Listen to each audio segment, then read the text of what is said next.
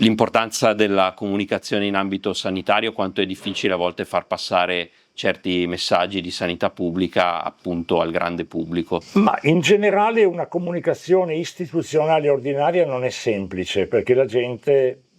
osserva, la stampa ormai non la legge quasi più, osserva le notizie in maniera abbastanza veloce, quindi bisogna essere incisivi in alcune parole. Però, come diceva Koch, le epidemie sono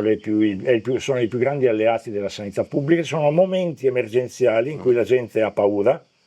si spaventa, è molto attenta. Lì il messaggio comunicativo, non solo indirizzato al momento, ma alla necessità di costruire un percorso preventivo, una cura di sé, lì è molto incisivo e lì è molto importante, per la mia esperienza, avere un servizio comunicazione all'interno dell'azienda sanitaria molto forte. Io ho avuto 2 esperienze importanti, la dottoressa Gavaz mentre lavoravamo qui nel Coneglianese nel Trevigiano e la dottoressa Pamela D'Inca nel Bellunese, 2 professioniste che hanno capito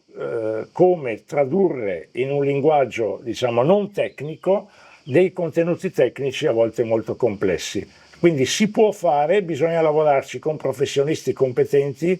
e con grande attenzione alla sensibilità della gente, con un equilibrio tra il non terrorizzare e l'aiutare a decidere per il meglio.